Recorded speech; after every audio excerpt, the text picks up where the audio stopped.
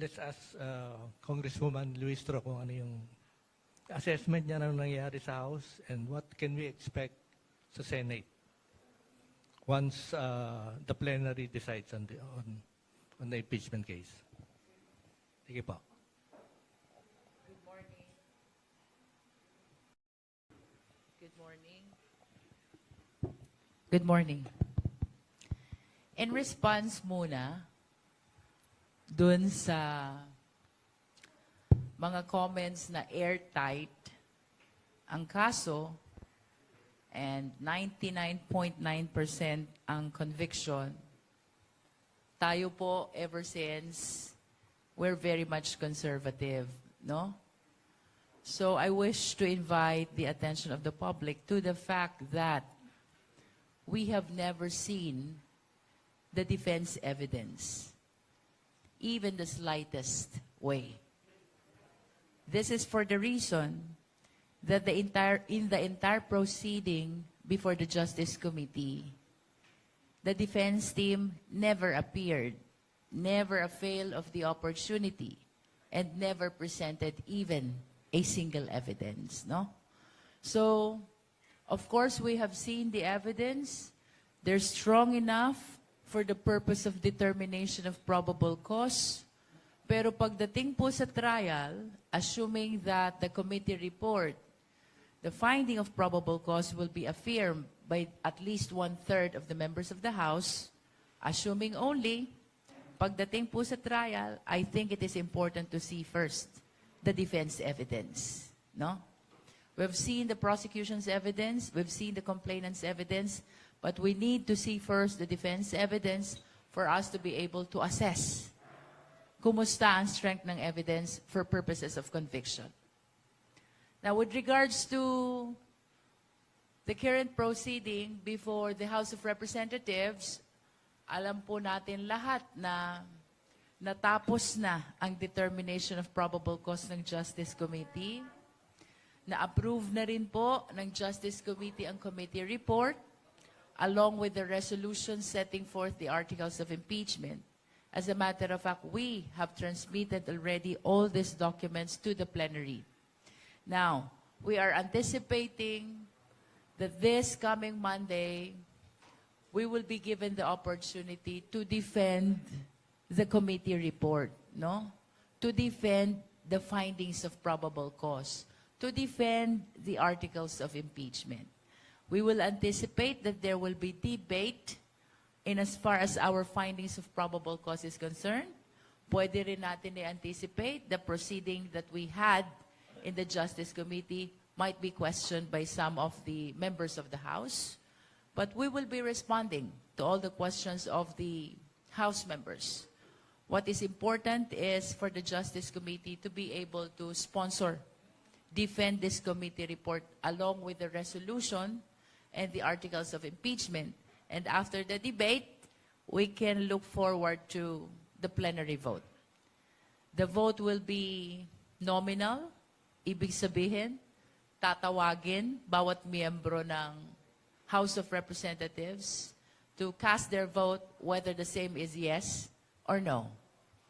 On the assumption only that we will be able to get at least 1/3 vote of all the members of the House, then this means that the articles of impeachment will be transmitted immediately to the Senate, no? Now, if we fail to get that 1/3 vote, the effect of the same will be automatic dismissal of the impeachment complaint, no? That would be all. So ano mangyayari sa pag nag-convene na yung plenary sa Monday? Will you read the report or summarize it? I will be delivering a sponsorship speech which basically describes the proceeding that we had in the Justice Committee. We will be presenting as well in our sponsorship speech the consolidated grounds of impeachment, which is now under one set of articles of impeachment. You will remember that this is originally Sabalia complaint, which has 6 grounds, and Cabrera complaint, which has 7 grounds. But upon the motion of Congresswoman Laila de Lima, the Justice Committee decided to consolidate all these grounds. The similar grounds were put under one article only, and now we have one set of articles of impeachment. This is the articles of impeachment set forth by the resolution approved by more than the majority members of the Justice Committee, at ito rin po ang nakapaloob dito sa ating committee report. So, in conclusion, the sponsorship speech will deal on the summary of the entire proceeding, the grounds or the articles incorporated under one set of articles of impeachment. We will be discussing as well the evidence that we have established so far, plus our submission that the Justice Committee found probable cause, in which case we will be soliciting the affirmation or the support of the members of the House of Representatives. Ma'am, these articles of impeachment, kakaiba sa ibang resolution. It needs no majority votes ng mga miyembro. Ma'am, paano kung magko-sponsor o magko-author dun sa resolution na yan, ay more than 106 na? Hindi ba tantamount sa approve na ito? Well, actually, under the Constitution, ang requirement po is at least 1/3. We are 318. So, a vote of 106 House members is already enough to solicit the approval of the committee report, the resolution, as well as the articles of impeachment. Yun po yun. 106 vote is enough to solicit the approval of these documents and to warrant the transmittal of the articles of impeachment to the Senate. Sabam, anong botohan dito ang gagawin? Sigawan, viva voce, o ipapaliwanag ng bawat isang kanilang mga magiging boto? This will be nominal voting, which means that the House members will be called one after the other. They will be casting their vote by saying yes or no. But as to the opportunity to explain, perhaps we will leave it to the Rules Committee, whether the same will be provided to the members of the House. Ma'am, from your vantage point, is there a need to secure more votes other than what is required in the Constitution? From my perspective, yes. Because in the Justice Committee, it's 53-0 sa probable cause, 55-0 pagdating sa approval ng committee report. So, I believe that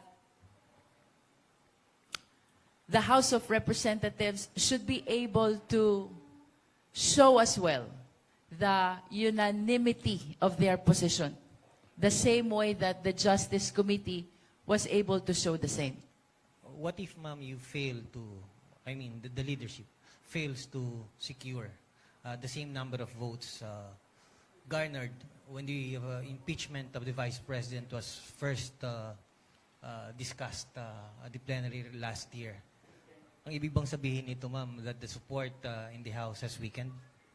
Well, it only means that the members are having a lot of things which they are considering, no? Kasi if you will remember, the grounds are almost the same. The grounds in the first impeachment back to the 19th Congress and the grounds under the current impeachment, now that we are under the 20th Congress, they're almost the same, no? So if some members are changing their position on this impeachment, it only means that there are factors which are present now, not present before, which probably affect their position today. Ma'am, follow-up na lang. Last year, hindi namin narinig yung mga salitang will vote based on their conscience. But it's now na medyo frequently naririnig namin yon. Ano yung motibasyon? Bakit all of a sudden may mga ganitong kolatilya? Samantalang nung nakaraang taon, ma'am, nag-uunahan pa yung mga kasamahan ninyo sa pagpirma. Perhaps it has something to do with other factors to consider in deciding on this impeachment, no? Ito, I discussed this already in the other interviews. One, of course, is how a member of the House appreciate the evidence. Second is the fact that the members of the House are all political personalities, which means that they are considering as well their political interest.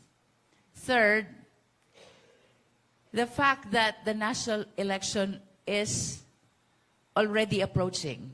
So I think these are reasonable considerations for the House members. If ever those who voted in favor of impeachment during the 19th Congress will be changing their mind under the current impeachment. Magbibigyan ba ng opportunity yung mga, halimbawa, yung mga congressmen na Dutertes to explain why they don't agree with the impeachment case?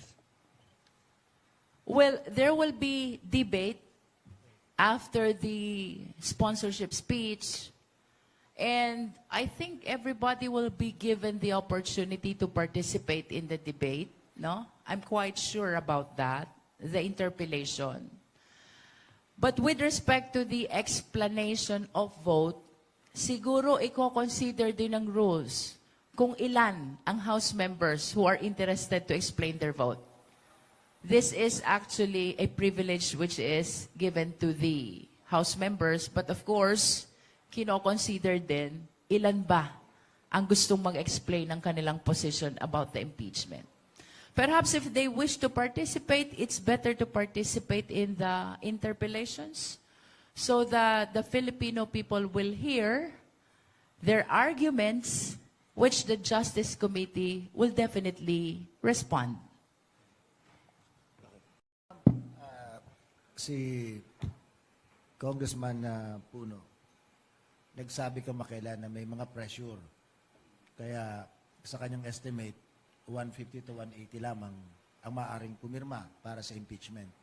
Binanggit niya yung seeming popularity sa Mindanao ni Vice President Sara Duterte at sa mga non-Mindanaoan, may binanggit siyang 3 letra. May pressure daw mula sa INC. Tanong ko po sa inyo, naramdaman po ba niyo yung pressure na yun? Well, of course, on that concern, I can speak only for myself, no? Wala po akong naramdamang pressure, neither from the leadership nor from the INC. Since day one of our proceeding in the Justice Committee, maliwanag po ang appreciation natin dito. This is not a matter of choice. This is a matter of duty. Whether I like it or not, I need to proceed because this is the mandate of the Constitution. Sa mga kasamahan niyong mambabatas, narinig niyo po ba na tumutugma yung kwento dun sa mga nabanggit ng ni Congressman Puno? Well, I do hear that from my colleagues. Discussions about the INC, discussions about the approaching national election, discussions about the position of the party leadership.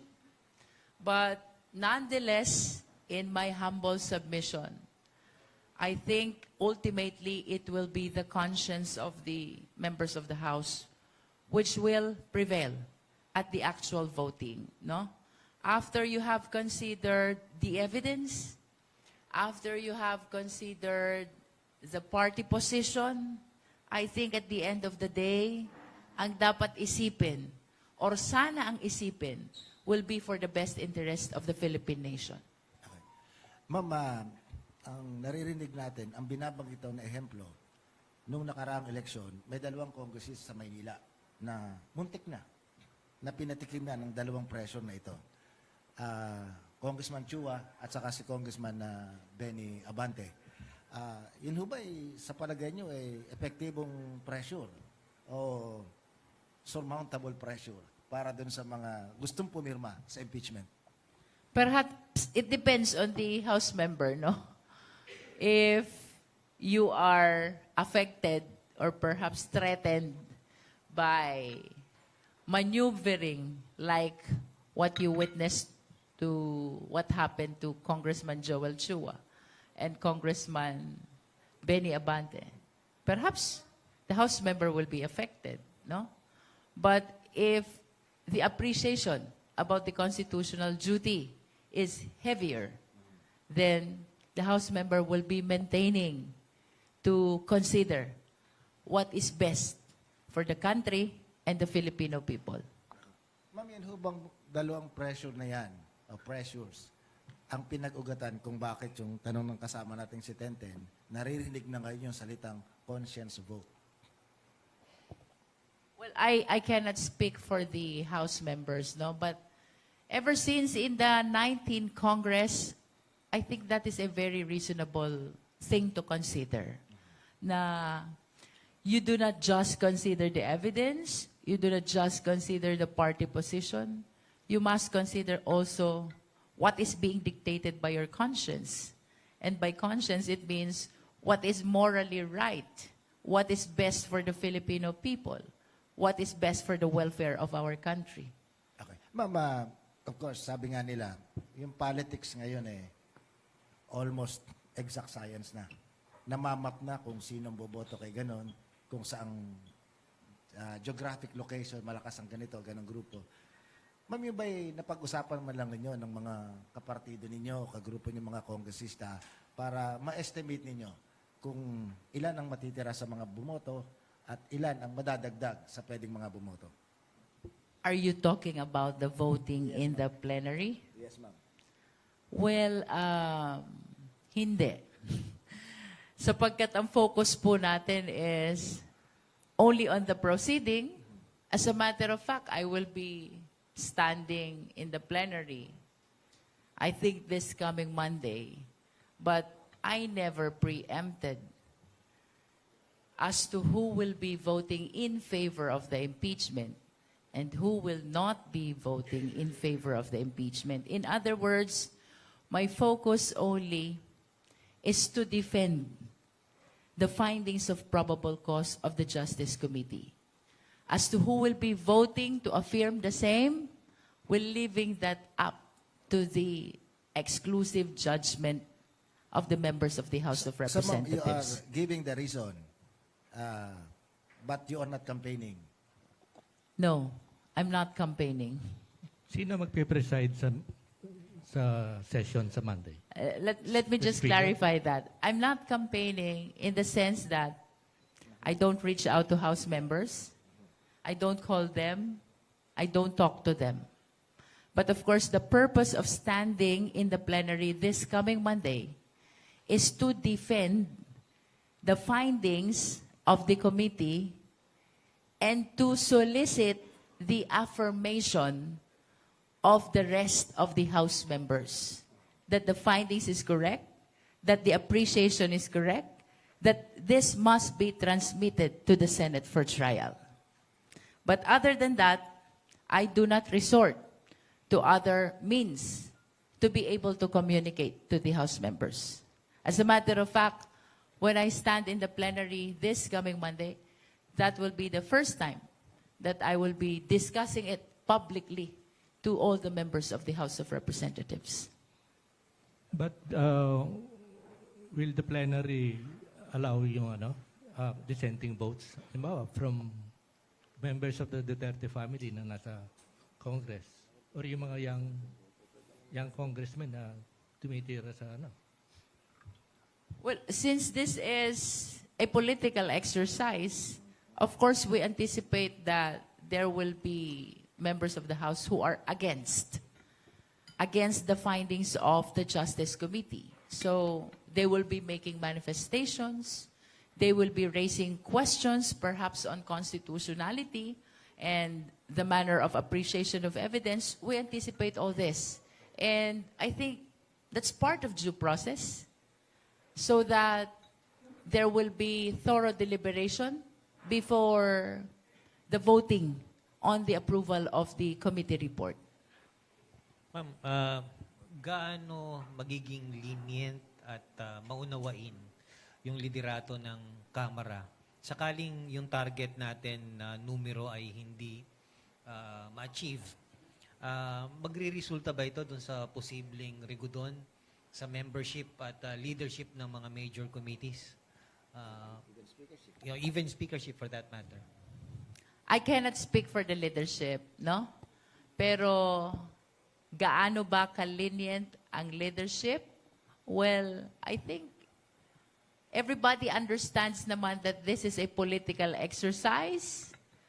There are a lot of national parties in the House. So, tingin ko naman even the leadership is anticipating that there will be some members of the House, we do not know the number, who will not be supportive of the Justice Committee. As to whether this will result to the reorganization of the leadership, perhaps let's wait and see kung anong mangyayari. Yung konteksto sa tanong ko na ito, ma'am, ay dahil alam naman natin na yung mayorya ngayon sa Kamara ay binubuo ng coalition of political parties. Nakikita po ba natin na pagkatapos nitong historic na botohan na ito sa Lunes, nakikita ba natin yung pagtalon ng mga ibang dating kabilang dun sa majority coalition papunta dun sa opposition? I am very much conservative in my approach in this political exercise, and it has never been my practice really to preempt things from even before they happen, no? So, I really cannot comment if ever there will be House members who will be transferring from one party to another after the result of voting on these articles of impeachment. Sige ma'am, medyo i-rephrase ko lang ng konti yung tanong. Baka makakuha kami ng sagot. Ma'am, alam naman natin na nakakati ang House generally sa minority at majority. Pag bumoto ka sa speaker, yung nanalong speaker, you are... Important concerns which are being voted upon in the plenary. This is just one constitutional process where the decision, the positions of the House members will be solicited. Ako, from my end, I don't think that this will immediately result to transferring to the minority. Ma'am, kayo po yung lawyer, so magaling po kayo sa semantics. Sabi nyo, this is just the one. Hindi ho ba, this is the one? Yeah, I understand and I recognize that this is a very important political process, no? But there are other policies, issues which are being voted upon, which are equally important to this political process as well, no? So, tingin ko naman, hindi naman ito lang yung magiging consideration ng leadership in deciding with respect to the perceived reorganization, should I say, after this political exercise. Ma'am, since you will defend the articles of impeachment, tama ba na ang kasunod kong inference, kayo ang magiging lead ng prosecution team? That's another matter which I cannot preempt, no? Well, of course, I acknowledge na back in 19 Congress, tayo po ay bahagi ng prosecution panel. But this is a different situation already. We do not know whether we will be elected. And let me make it clear to the viewing public, ang pagiging taga-usig po, being one of the prosecutors, we do not volunteer. We will be elected by the plenary. So first and foremost, I don't know if we will be elected to join the prosecution panel, no? And as to whether we will be considered to lead, I cannot preempt that as well. Pero meron ng names na nagka-crop up sa prosecution panel? Since I presided the Justice Committee, I took the initiative of volunteering names of justice members who have correct appreciation of the case. Mahalaga po na ang tatayong taga-usig or prosecutors ay lubos na nauunawaan ang kaso. And, Tsaka dapat lawyers. well, under the rules, wala po tayong ganyang requirement. If we examine the rules of impeachment, even the rules of the Senate, they do not require that the prosecutor should be members of the bar. No, wala pong ganyang requirement. Even the judges. Yes, and we've seen that in the past impeachment processes, no? Kaya lang, since alam po natin that ang pupuntahan nito ay trial, I think it is a reasonable position to say na between a lawyer and a non-lawyer, lawyers have better appreciation of these impeachment complaints. Mama, ang question ko po sa inyo, ay yung quote-unquote, magbebenta ng articles of impeachment. Ayaw pala gamitin salita magbebenta. Kayo ang magtutulak, magpupursige na ma-approve sa plenary. Kayo ang chairman ng Committee on Justice. So, I suppose kayo yung pinakang knowledgeable at this point.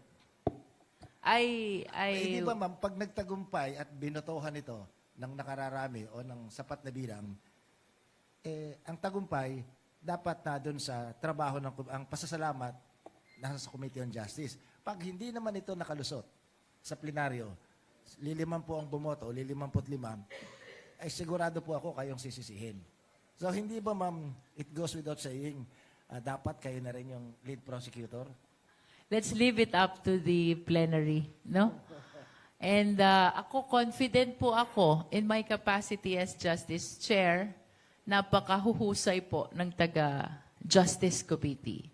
They really have the correct, accurate appreciation of the case, including the evidence in support of the different articles of impeachment, which now are 4 only, no?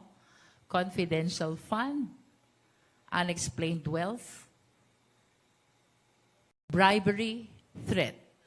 That's how we consolidated the different grounds of impeachment, no? And to conclude my point, regardless of what will happen in the plenary vote, I can honestly say that I am very much thankful to all the justice members for the job well done. I commend them for their appreciation, the correct appreciation of the case which I observed since day one until we voted on the approval of the committee report.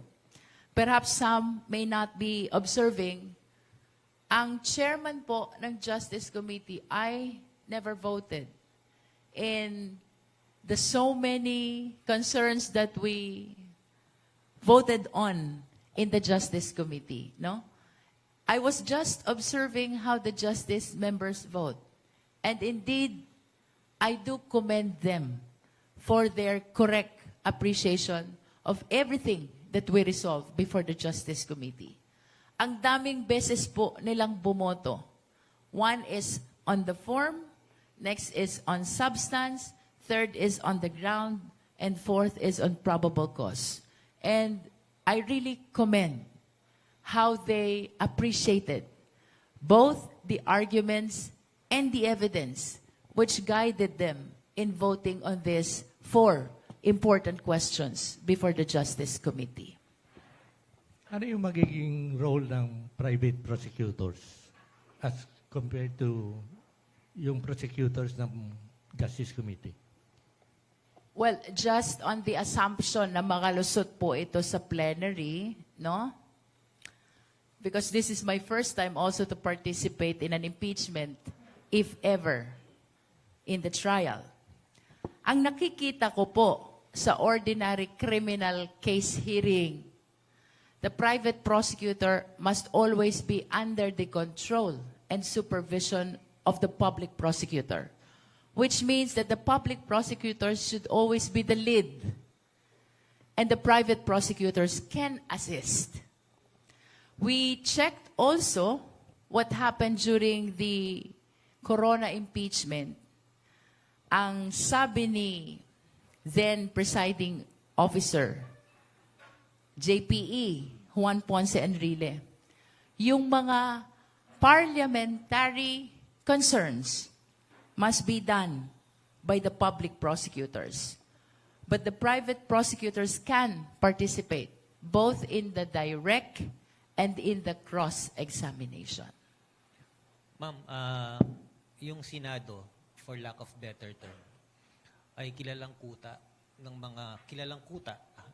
mga masugid na taga-suporta ng pangalawang Pangulo. Do you think when the trial starts, dadalo ang pangalawang Pangulo dito? Bagay na hindi niya ginawa sa kabila ng napakaraming imbitasyon ng inyong komite. I wish to believe na dadating ang Vice Presidente. Why? Not only because of what you said na ito yung kuta ng mga kakampi, no?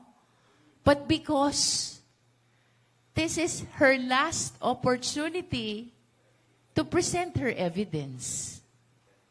And if she will be missing this opportunity, then we have reason to believe na baka nga mag-result ito sa conviction. I think she should participate fully this time to be able to present her evidence, counter the evidence of the prosecution, dahil wala pa naman pong judgment. This trial may result to conviction, but it may also result to acquittal, depending on the evidence which will be presented by the defense. Because we've seen already the complainant's evidence, no? We've seen them already. They were enough to sustain probable cause, but as to whether they are enough to sustain conviction, it depends on the defense evidence which will be presented. Pero kung hindi maglalatag ng ebidensya ang depensa, we can actually anticipate the appreciation of the senator judges that the complainant's evidence might be sufficient to support conviction because it will remain unrebutted kung walang maglalatag ng ebidensya from the defense. Napakahirap po nun. Kahit po sa ordinary court proceeding, pag naglatag ng ebidensya ang complainant, walang nilatag ang depensa, yun pong ebidensya ng complainant, we consider it unrebutted, unquestioned, no? In which case, there's a big chance of appreciation by whoever will resolve the case. Ma'am, all the charges leveled against the Vice President are now in the open. Gusto lang namin kunin yung opinion nyo bilang isang batikan at hinahangaan na manananggol. What could be her strongest defense at this point?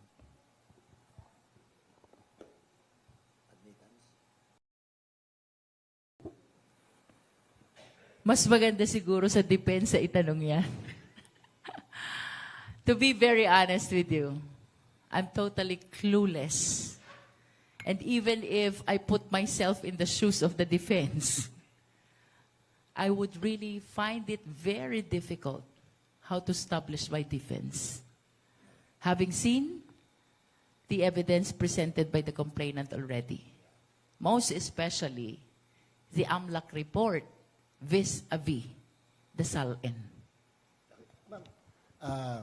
Itong impeachment, isang polarizing exercise.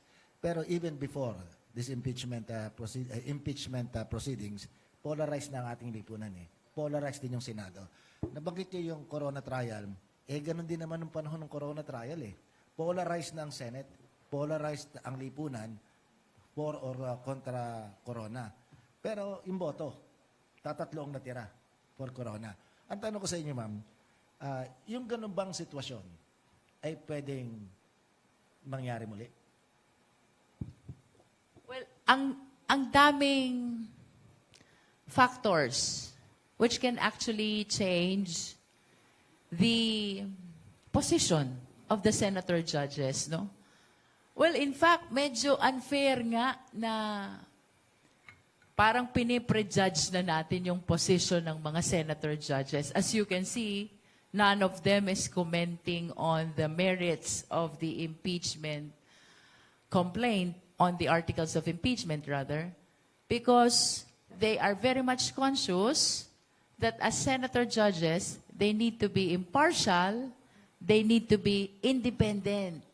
And that is why, apart from political affiliation, the prosecution really have this huge task of presenting the evidence very well, no?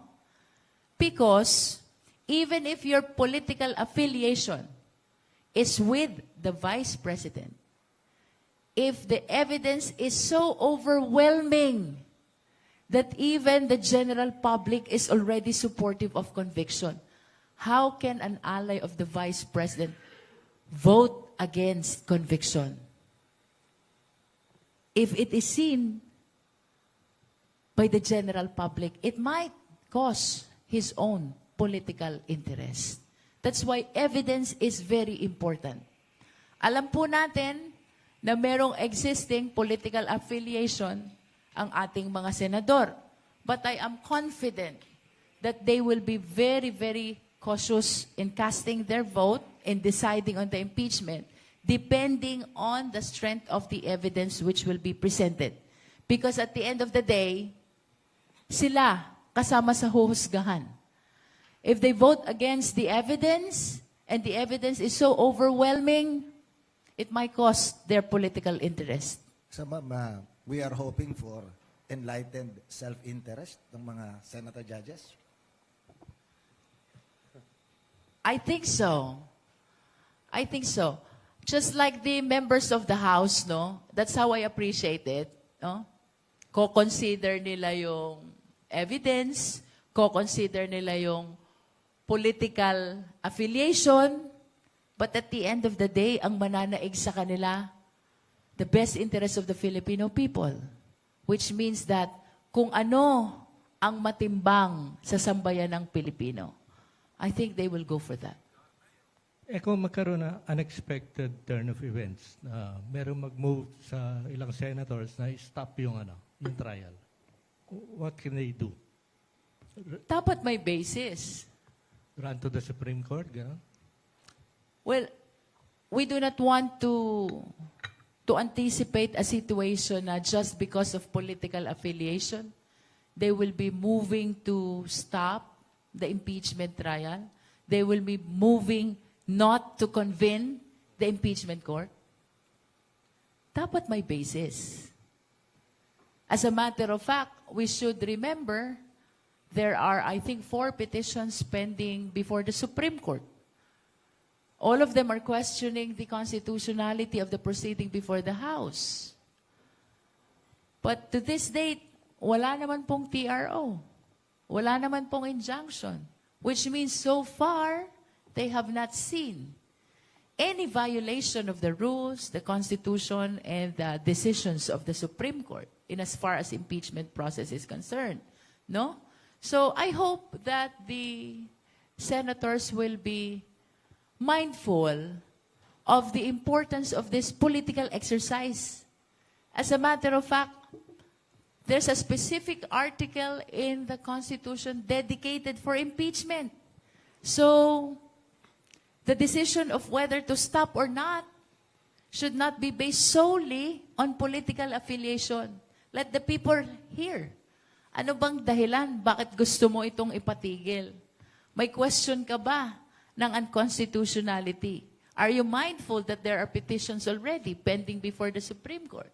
In the absence of reason, sufficient basis for a motion to stop convening the impeachment court, baka, kagaya ng sinabi ko kanina, it might cost the political interest of the senator already.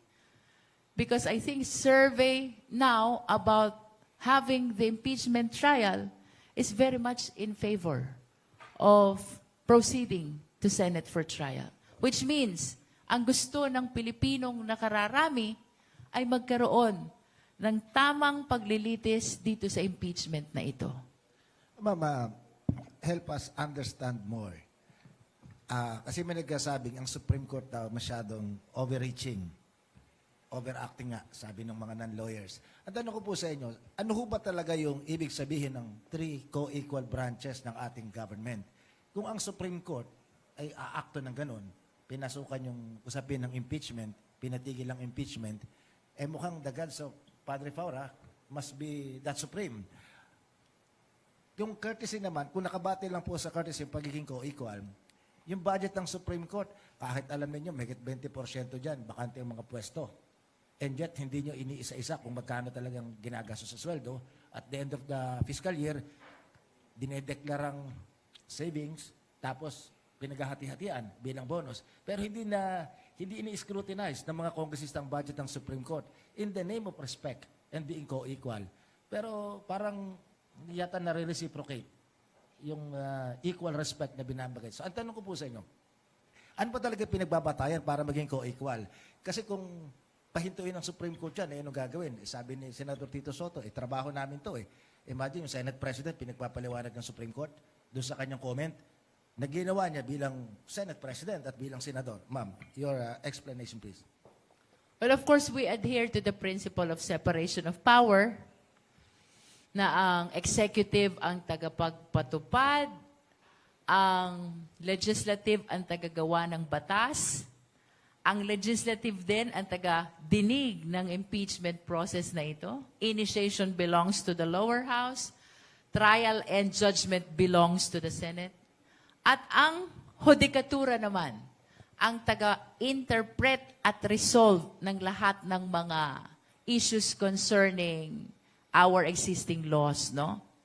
Nevertheless, regardless of our opinion on how the Supreme Court is addressing questions of constitutionality which are being filed before them, let us always remember that the Supreme Court is the final arbiter in all issues concerning our existing laws, rules, decision, and that includes issues concerning the impeachment process. In other words, regardless of how I think and regardless of how you think, under a civilized society like ours, we should recognize that authority of the Supreme Court as the final arbiter. So ma'am, ang impeachment court, dalawang presiding officer. Yung Chief Justice at saka yung Senate President. Eh, pinagpapaliwanag nga nung The Chief Justice will be the presiding officer if the official being impeached is the President. Yep.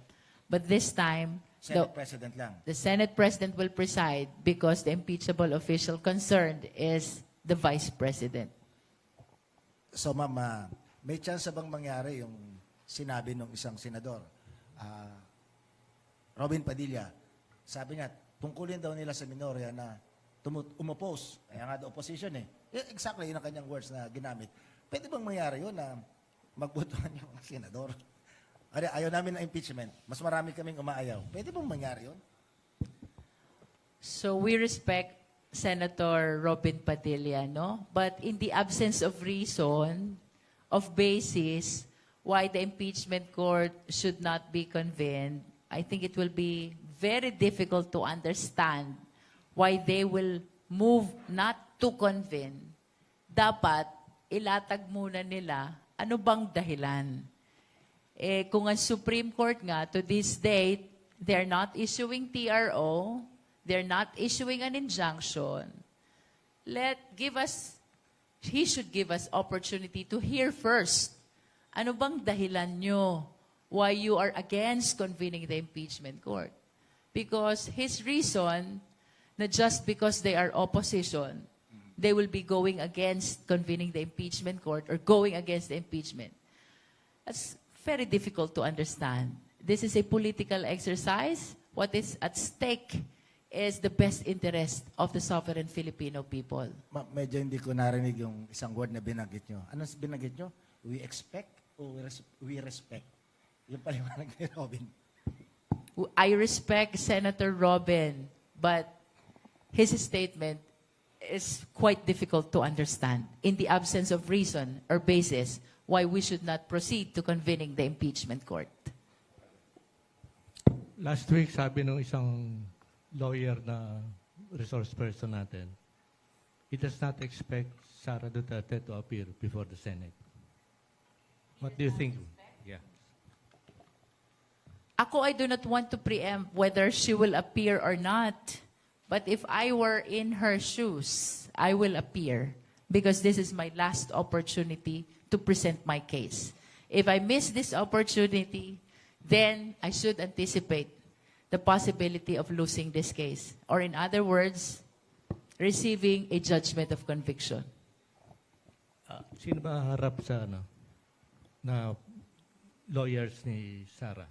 I anticipate that the legal team she introduced before will be the same legal team who will be appearing this time. I think that's Fortuna Narvasa, along with Attorney Poa. That's what I see during their press conferences. In February of this year, ma'am, the Vice President has announced her intent to run for President in 2028.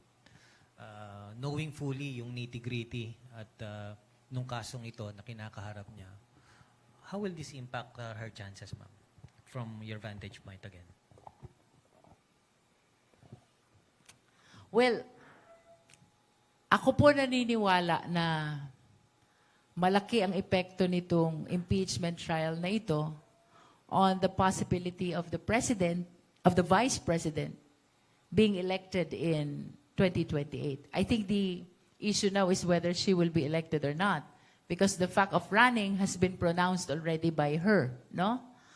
I express my faith to the sovereign Filipino people that whatever will be the decision of the impeachment court, as a matter of fact, I believe that the proceeding in the Justice Committee already affected the position of the Filipino people on whether or not they will be supporting VP Sara for president, no?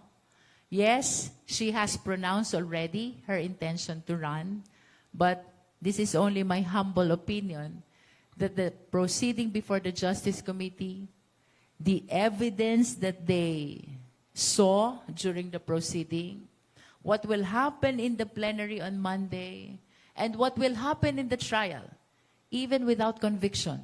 Just the fact that the people were able to see the evidence, I think this have huge impact already on the chances of the president as to whether she will be elected or what. Ma'am, nabanggit nyo rin kanina kasi na pinanood nyo yung corona trial. Nung naaalala, hindi nyo eksakto, pero portion lang. Kami po noon nakatutok noon kasi we are young enough din para inabot yung corona trial. Napansin po namin, kapag yung mga private prosecutors ang nagsasalita, binabardagol ng mga senator judges to the point na hindi nga makapagsalita, binubulabog, sabi ng mga Tagalog, binubulabog yung pagkasalita. So, lesson learned ba yun? Na pagka medyo yung usapin contentious ang patatayuin at magdedepensa yung congressman na prosecutor? Well, kung ako if I will be part of this prosecution panel, siguro isa lang ang parameter ko, yung familiarity ng prosecutor to the ground, no? Regardless of whether he is a public or private prosecutor.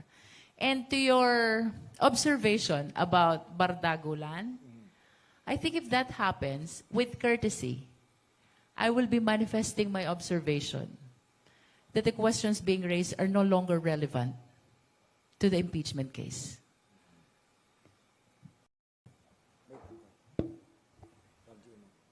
Sige. Teka, gamit ka ng microphone para kinig na lahat yung tanong. Senator Amy Marcos is claiming now na there's a massive incentive package to secure a yes vote sa House of the Representatives for the impeachment. The offer includes 50 million in cash, 3 million peso in additional MOOE per month, and 150 million peso worth of projects per congressman na boboto daw ng yes. May naririnig po ba kayong ganon sa House of Representatives? Totoo po ba yun or hindi? Of course, I can speak for myself only, and I deny that pronouncement of Senator Amy, with all due respect to her. Wala po akong na-encounter na ganyan. And ang sabi po niya doon naman daw sa boboto ng no, zero budget and possible legal charges. I deny that as well, in as far as I am concerned, wala po tayong naririnig, na-encounter na ganyan. As a matter of fact, wala pong kumausap sa akin regarding this impeachment process since day one of our proceeding in the Justice Committee. Thank you, ma'am. Sa Monday, interpellation lang po ba yun ng debate or do we expect na ng botohan? Gaano po ba katagal ang itatagal ng interpellation? What I anticipate is we will be allowed to deliver our sponsorship. It will be followed by debate, and then after the debate, we should proceed to vote. We understand that this is a constitutional process which must not be delayed. As a matter of fact, you can see from the rules, every step of the way, there is a period provided when to finish, which means that this must be acted upon with haste. So kung ako ang tatanungin ng plenaryo, I am really inclined that these articles of impeachment be voted upon as well this coming Monday, right after the sponsorship and the debate. So possible abutin po ng madaling araw I don't know. hanggang sa magkabotohan. Depende siguro sa dami ng gustong mag-raise ng questions, no? But of course, we are confident, not only myself, the justice members are ready to respond to all their questions. Ma'am, nasa na po yung selyadong kahon ng ITR ng mga mag-asawang carpet? Ang selyadong kahon po, I believe, ay kasama sa na-endorse na transmit papunta sa plenaryo. Wala na po sa amin yung kaso, you will remember, because the Justice Committee already transmitted the committee report to the plenary, and that includes all the records. So I believe that this is in the custody of the plenary already. As to which specific committee, I'm not so certain. Dadalhin po ba yun sa Senado just in case ma-transmit doon yung... Kung ma-affirm ng plenaryo ang decision ng Justice Committee, yes, even the sealed box of the BIR will be transmitted by the House of Representatives to the Senate. Thank you, ma'am. Ma'am, follow up ko yun. Hindi nyo nakita yung laman ito? Ma'am, napakalakas ang loob nyo. Nagagamitin yung ebidensya, yung bagay na hindi nyo alam kung ano ang laman. Yeah, you are correct about that. As a matter of fact, that was expressed by Congresswoman Laila De Lima during our debate whether to open or not. Napakahirap daw na itra-transmit natin sa Senado something which we do not know what is inside, no? But since this is part of the proceeding of the Justice Committee, kasama ito sa mga nag-gather namin in the exercise of our compulsory process, I think it's fair enough na kasama din ito sa itra-transmit natin doon sa Senado. Ma'am, itatransmit ito, bahagi ng nag-gather nyo, pero ito po ba'y tutukuyin nyo na ebidensya o hindi? It is not yet considered as evidence because as a matter of fact, wala naman tayong nakita dahil hindi natin binuksan, but we are interested to see what is inside as well. And we honestly believe that if we transmit this to the Senate will be in the better position to open this. Ma'am, sa impeachment nun kay dating Pangulong Erap Estrada, may halos kahalintulad yan eh. Yung second envelope ba yun? Na ayaw buksan, may gustong buksan, hindi pinabuksan, nag-EDSA 2, nalaglag si Erap. Bandang huli, nung nireconvene yung Senate as an impeachment court, binuksan, wala pala namang smoking gun. So, well, hindi kaya baliktad naman ang mangyari o kabaliktaran na pag binuksan, maaring mag-exonerate pa doon sa inyong isinasakdal? Well, actually, ang laman po nung kahon, I believe are ITR. Sapagkat yan po ang sinagpina namin. We issued subpoena ducis tecum to the BIR to produce the income tax returns of the Vice President and spouse, no? But as to the amount reflected as income of the spouses, hindi po namin alam. Kasi hindi nga po namin nabuksan. Pero dalawang bagay lang po yan. It's either they will be able to justify the SALN, including the AMLAC report, or they will not be able to justify. Dalawang bagay lang po yun. Yun pong 6.7 billion na AMLAC report, pwede na maipaliwanag ng ITR na meron silang ganun karaming kinikita from their personal income. No? Yun pong 88 million na net worth sa SALN, kasi pag kwenta nyo po yung sweldo nila, 30 million lang dapat. But it's 88 million. So we have to see from the ITR, meron ba silang malaking personal income from their businesses, kaya nagkaroon sila ng net worth na 88 million. So dalawang bagay lang po. It's either the ITR will be able to explain both the net worth in the SALN and the 6.7 billion total covered and suspicious transactions, or they cannot explain that. So, ma'am, I can sense kung saan nagagaling ang inyong confidence. Pag naipaliwanag ng ITR na pwede pala yung 6.7 billion pesos, mahirapang ipaliwanag yung veracity ng kanyang SALN.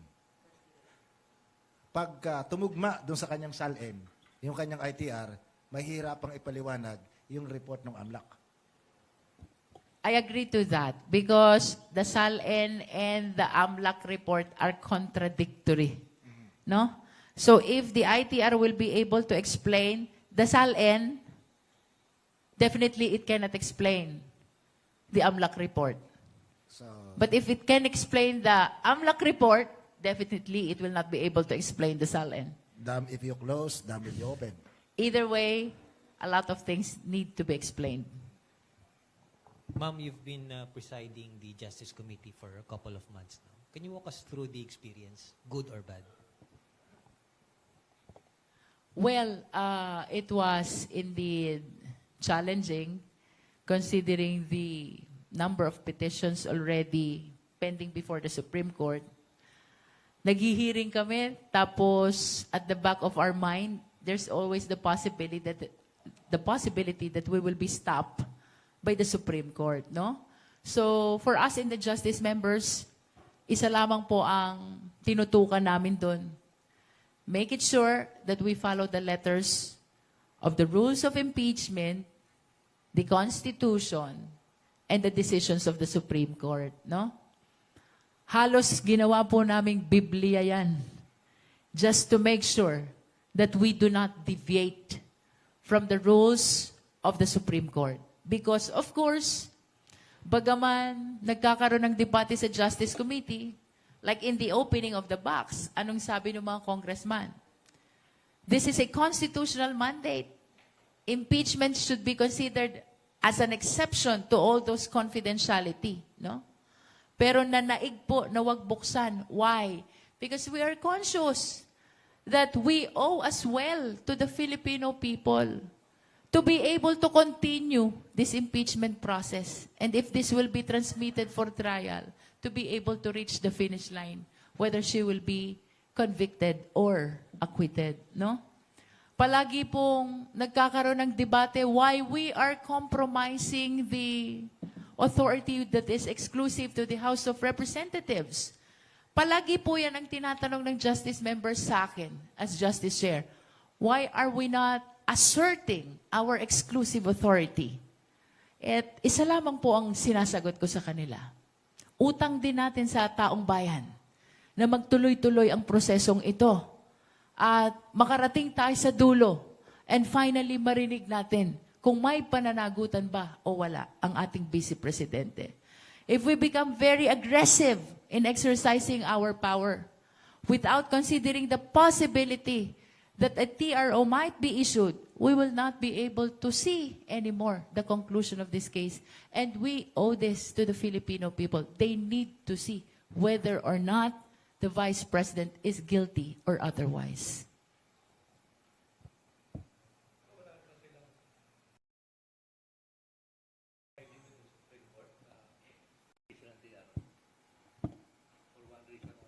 Ang alam ko po may 4 na pending doon.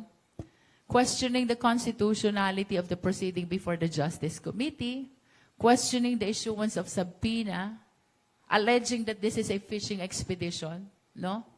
Yun po yung mga allegations nila doon. But to this date, so far, awa ho ng Diyos, wala pang TRO at wala pa rin injunction na lumalabas. And considering that this is a constitutional duty, our position is to simply continue for as long as we are not being stopped by the Supreme Court. Ma'am, para mas magulong usapan, nalantad na naman yung mga ebidensya sa pagdinig ng House of Representatives. Meron bang pipigil sa isang individual, sa isang taxpayer, na pagsamasamahin yung mga ebidensyang publicly available na at yung mga nabanggit na pangalan ay kasuhan ng plunder sa ombudsman?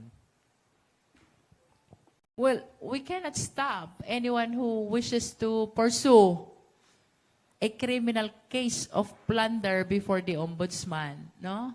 As a matter of fact, maalala nyo, during the time of the former ombudsman, they docketed the committee report of Congressman Joel Chua about the proceeding of the Committee on Good Government and Public Accountability.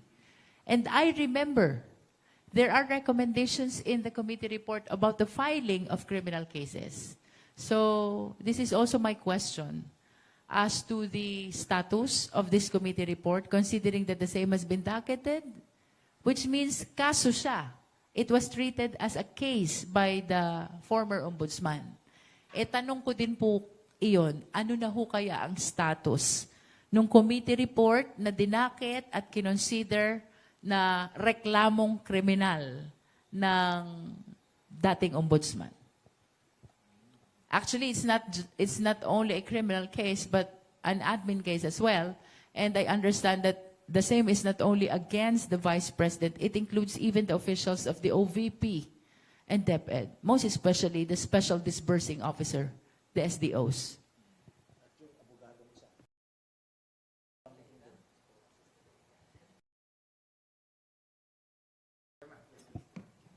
Hi, Kong. Good morning. Herlene Delgado po from ABS-CBN. Kong, I understand na you've already denied yung allegation ni Senator Amy, but just a similar, I just want to get your categorical answer on this.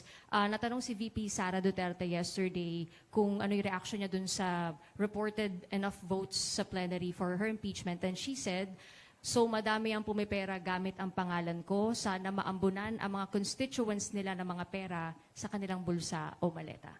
Your response. Similar answer to that. I deny that. Wala po tayong na-encounter na mga ganyang offer. As a matter of fact, we consumed 2 months in the Justice Committee. Wala pong kumausap sa akin, nag-alok sa akin, nanakot sa akin. I deny the statement of the Vice President. Ma'am, yung halagang binanggit 50M, hindi naman sinabi kung worth of project, soft or infra.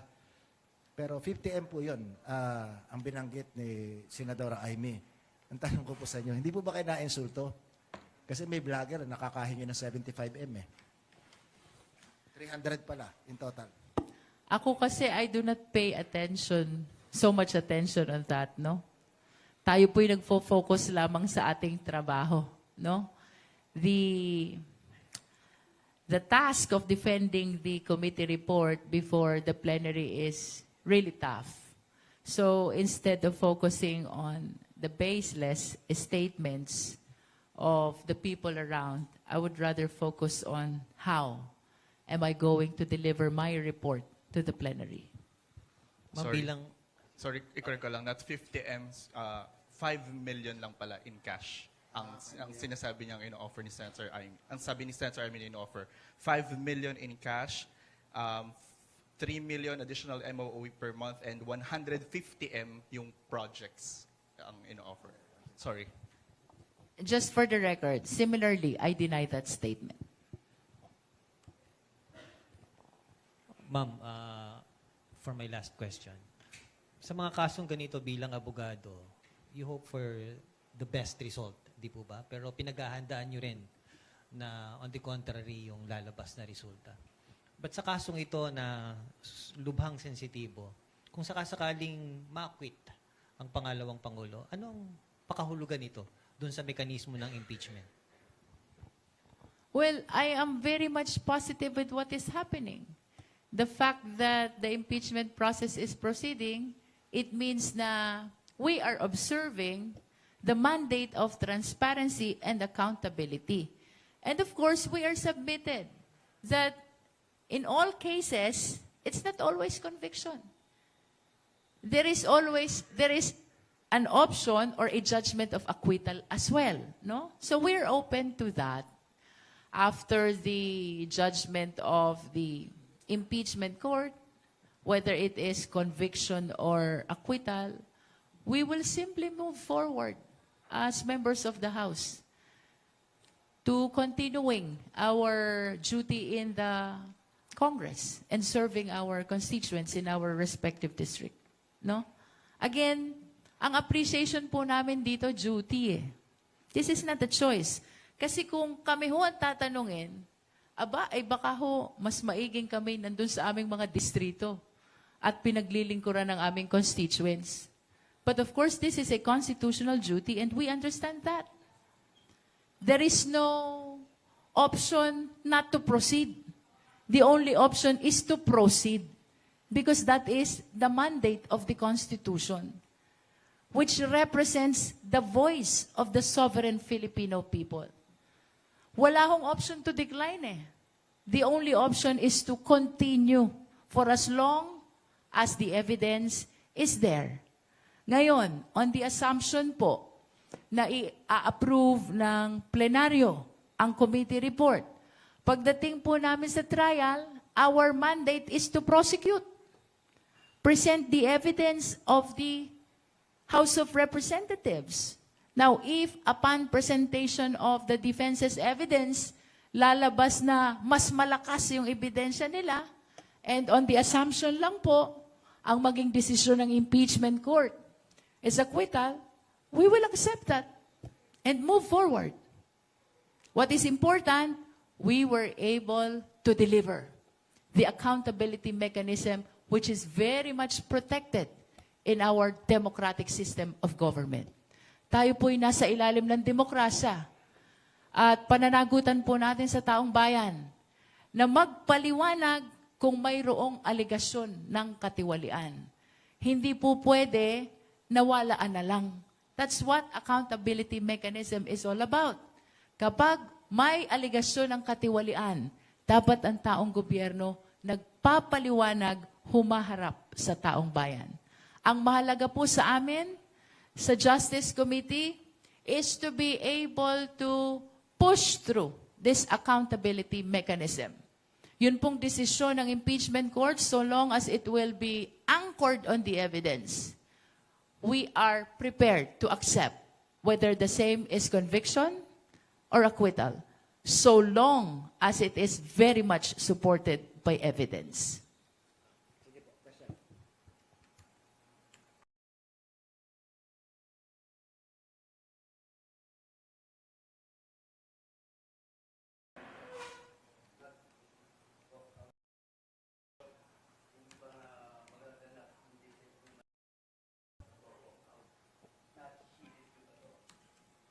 Depende po siguro sa magiging sitwasyon.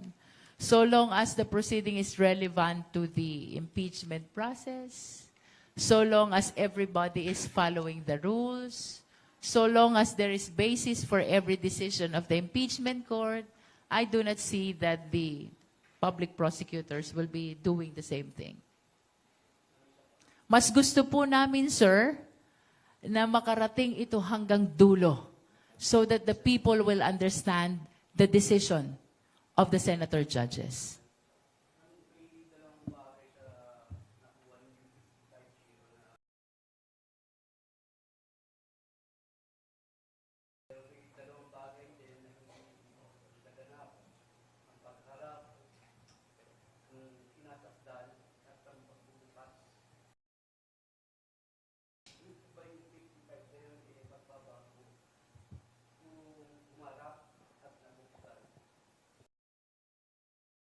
problema natin, sir, hindi nga ho humarap eh.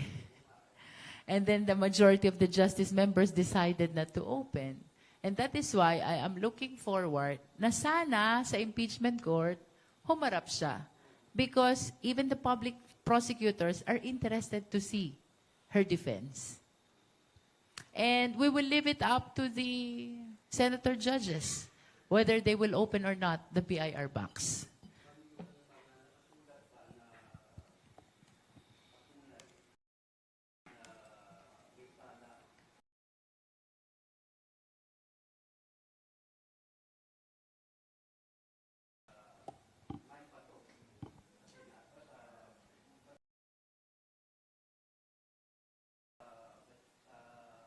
Plenaryo.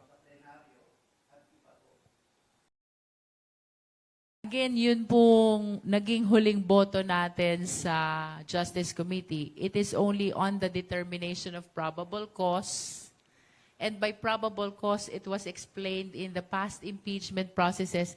This is merely justification to be able to proceed to trial. No? You've seen the notices of disallowance, the decision of COA, the video of the Vice President, as well as the findings of the NBI. You've seen the AMLAC report vis-a-vis the SALN.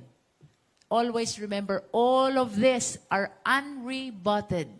Unrebutted because the defense team never presented even one single evidence. Having said so, we are submitted to say that it even surpassed the requirement of probable cause.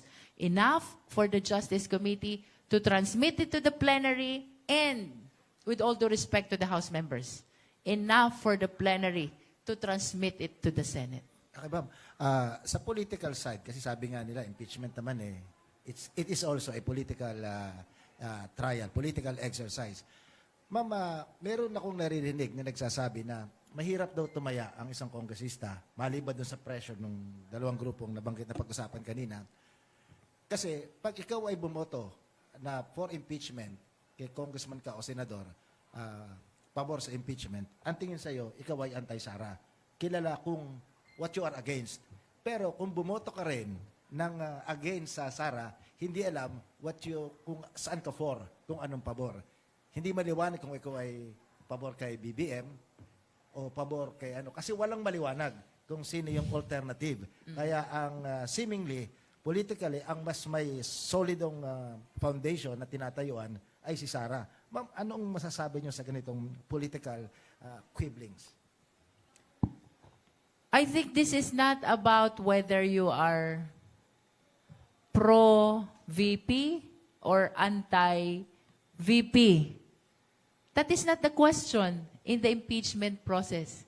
The question is whether or not the Vice President still possesses the fitness to continue serving as Vice President and whether she's still qualified to seek for other public positions. That is the question. The fitness of the impeachable official to continue serving and to continue to possess the qualification to seek other public position.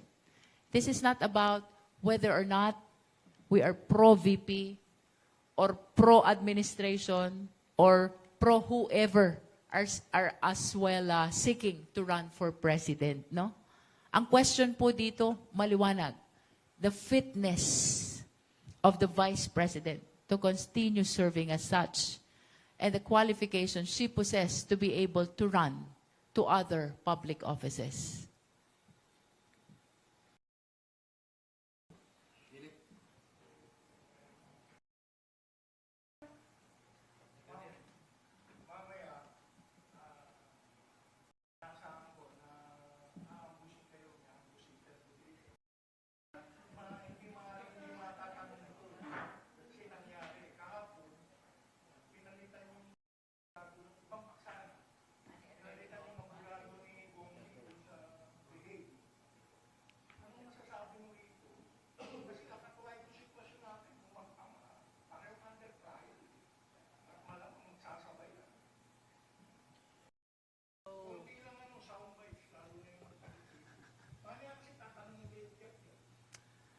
Tungkol po sa pag-withdraw ni Attorney Kaufman as lead counsel ni former President, I can only surmise na hindi na siya fulfilled as a lawyer ng former President.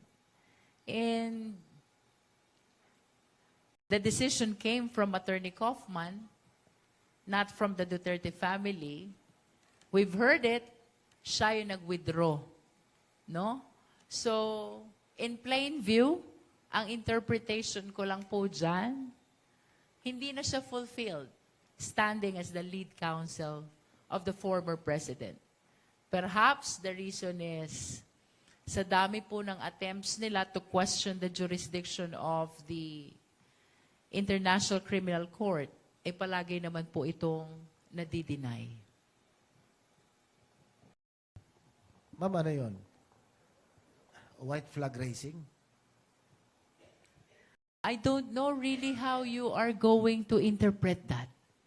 It's not for us to comment on that. Perhaps it's better to ask the Duterte family. Ma'am, kasi kung finire out siya, nung nagbabayad sa kanya, nahinaan sa kanya. Pero yung abogado ang umatras sa nagbabayad sa kanya, parang Wala naman sinabing fired out siya. May sinabi ba? wala po. Pero ang sabi niya, nag-withdraw siya eh. Yeah. The So- report was simply he is withdrawing as lead counsel. I think we should not go beyond that.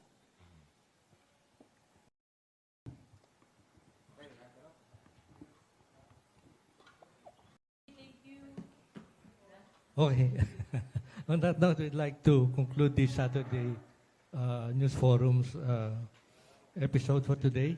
I would like to thank the chair of the House Committee on Justice, si Batangas Representative Jervil Luistro.